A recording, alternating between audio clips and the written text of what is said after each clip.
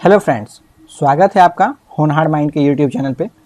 और अभी हम लोग क्या कर रहे हैं, अभी हम लोग कर रहे हैं RS अग्रवाल के सीरीज को कंटिन्यू। और अभी तक इस सीरीज में हम लोगों ने 110 तक सवाल देख लिए हैं। किस चैप्टर का?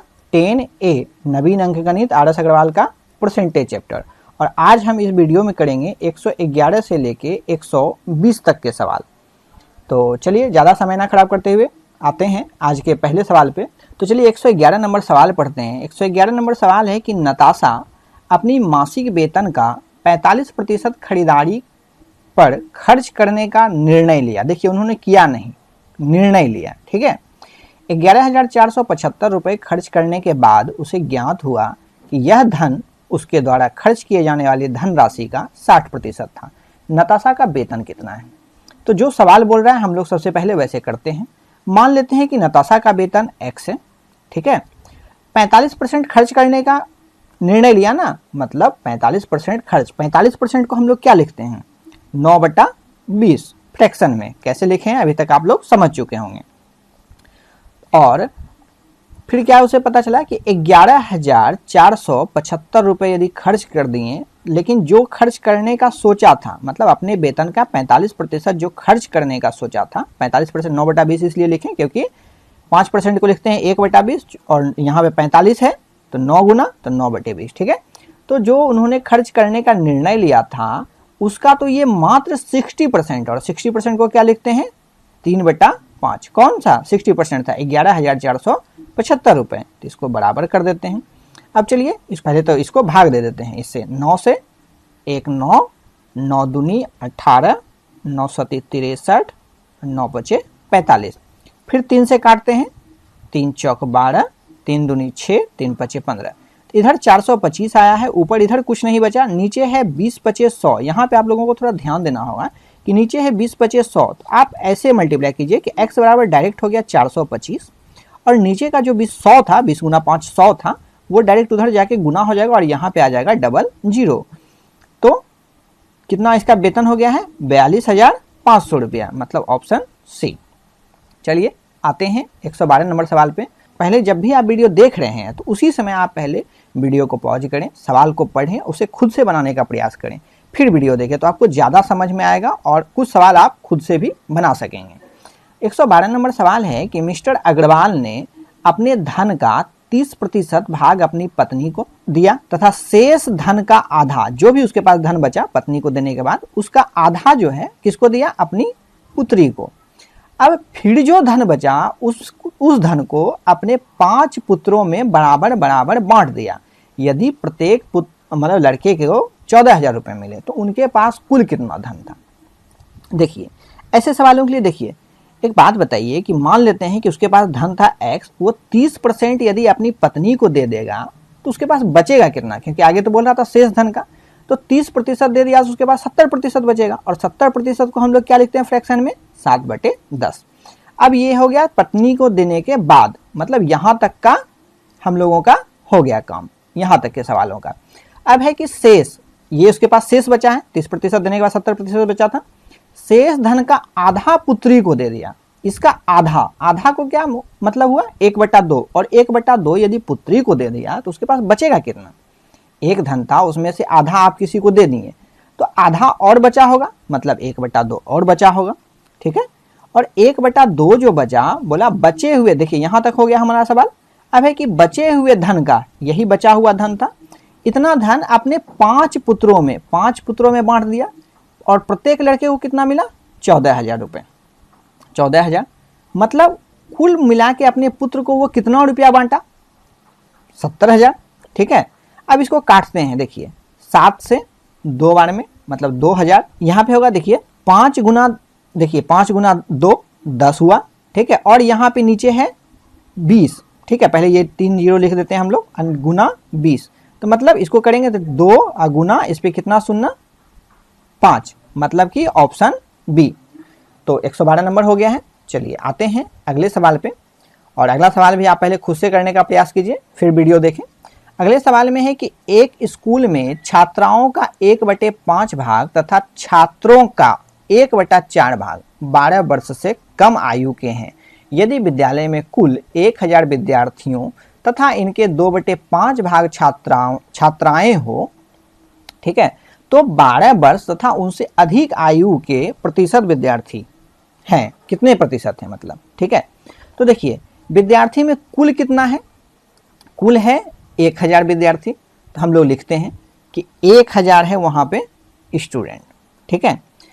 अब क्या है कि वहां पे देखिए यहां है कि 2/5 भाग छात्राएं हो, इनका मतलब 2 भाग यदि गर्ल्स है तो 3 भाग, कुल कितना है 2/5 भाग गर्ल्स है, तो 5 में से 2 भाग गर्ल्स है, तो बॉय कितना होगा 3/5, मतलब कि 2 गर्ल्स और 3 बॉय, तो यहां होगा 3 बॉय। कैसे हुआ समझ गए।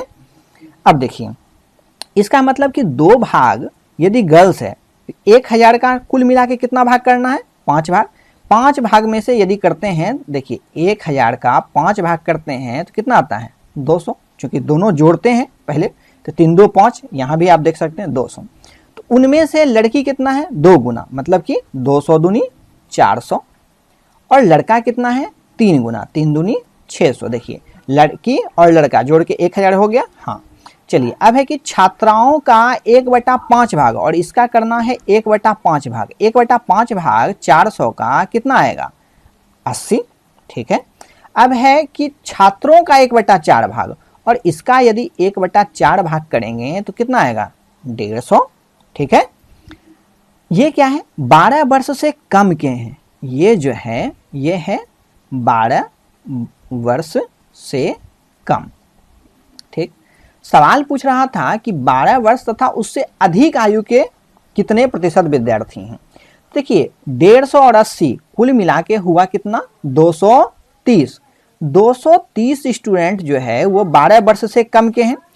तो टोटल स्टूडेंट था 1000, जिसमें 230 है 12 वर्ष से कम, तो 12 वर्ष से ज्यादा का कितना होगा, तो आप बताइएगा कि 12 वर्ष से ज्यादा के निकालने के लिए 1000 में 230 घटा देंगे, ठीक है। तो 230 घटा देंगे तो कितना हो जाएगा 770, और 770 1000 का कितना प्रतिशत है, तो आप लोग निकाल सकते हैं, 1000 नीचे करके ऐसे मल्टीप्लाई कर सकते हैं ऐसे भी, तो ये हो जाएगा 77%, ऑप्शन डी।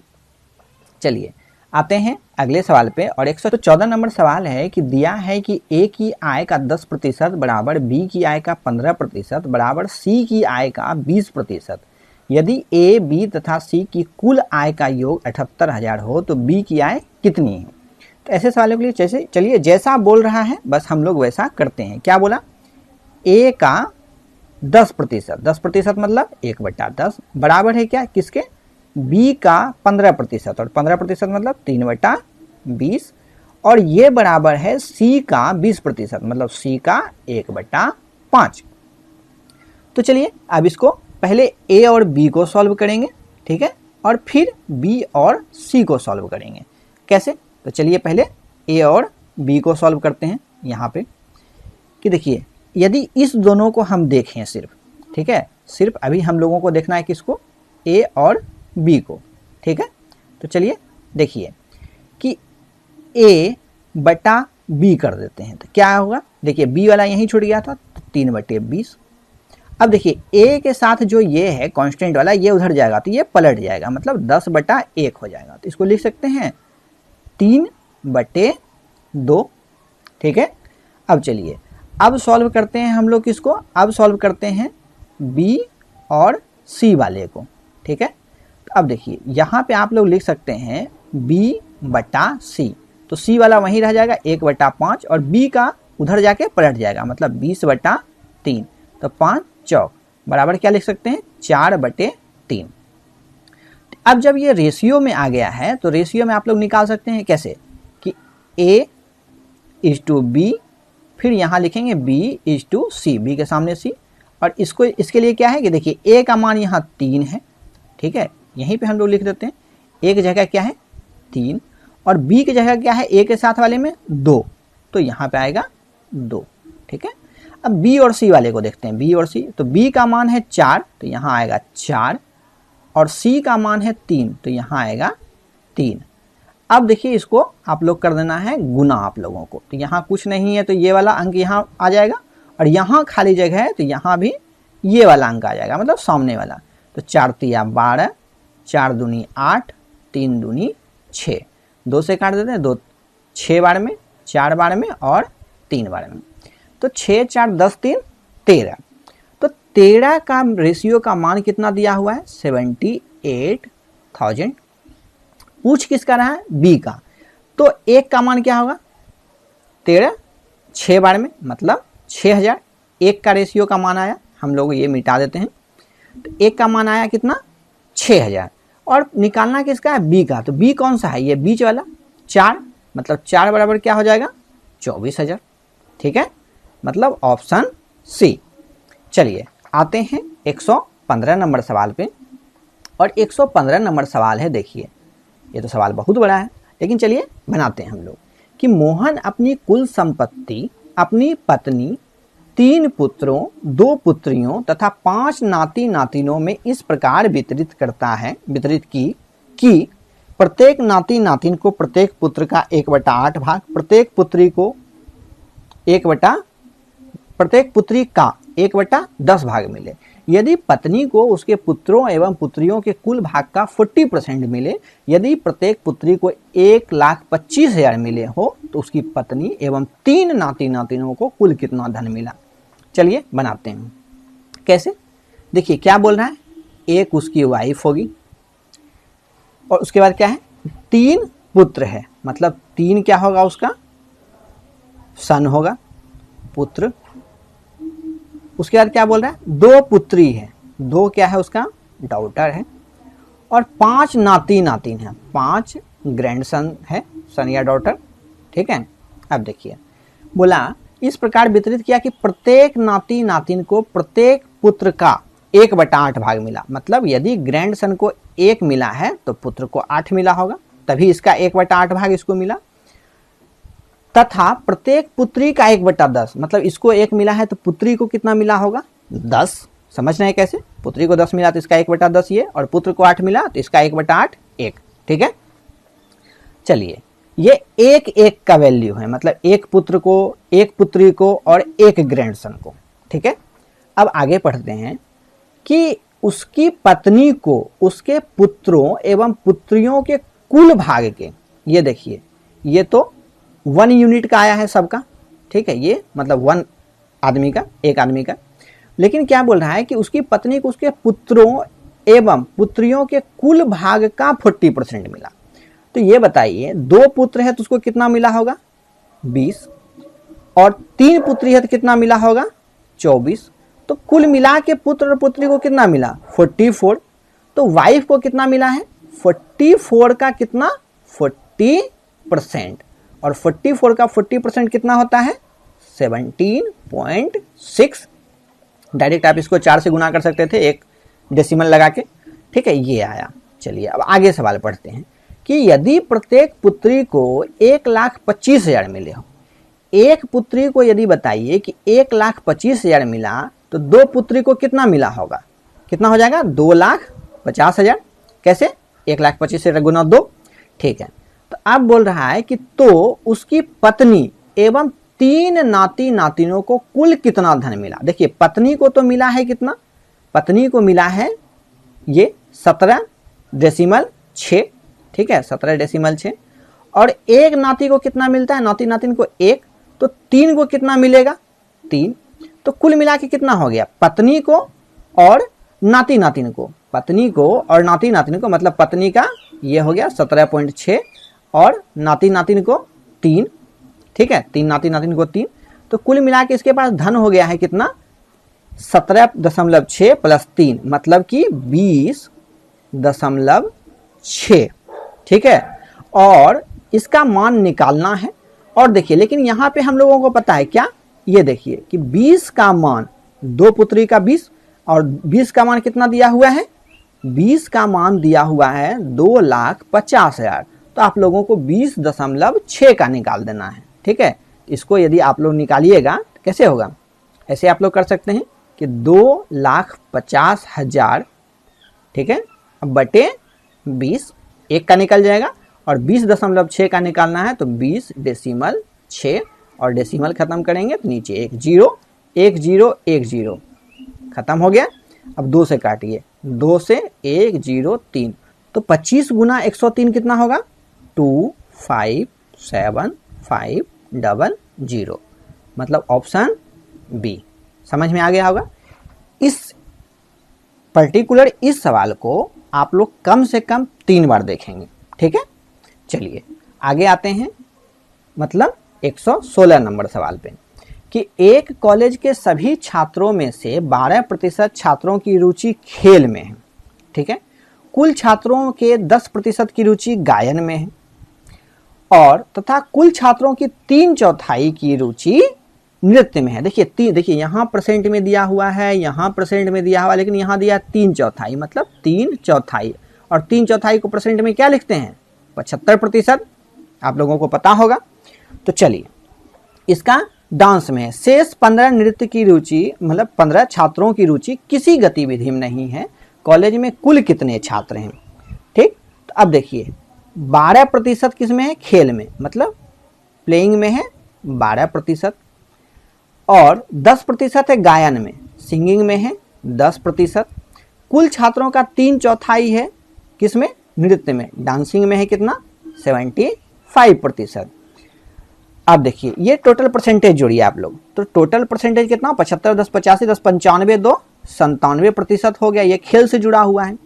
और क्या बोल रहा है कि 15 छात्रों की रुचि किसी भी गतिविधि में नहीं है, लेकिन परसेंटेज में हम देख रहे हैं कि 97% तो है कोई न कोई गतिविधि में। तो बचता कितना है? बचता है आपके पास 3%।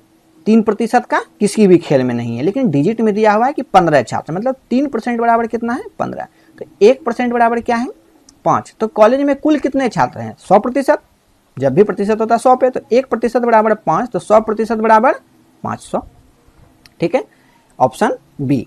चलिए आते हैं 117 नंबर सवाल पे। 117 नंबर सवाल है कि एक मेले में किसी दिन 35,000 दर्शक पहुंचे तथा उनसे 9,50,000 प्रवेश राशि प्राप्त की गई। यदि प्रवेश शुल्क दर्शक के लिए 40 रुपये तथा बच्चों के लिए 20 रुपये तथा 10% दर्शकों को निःशुल्क पास मिला हो, तो मेले में कितने बच्चे थे?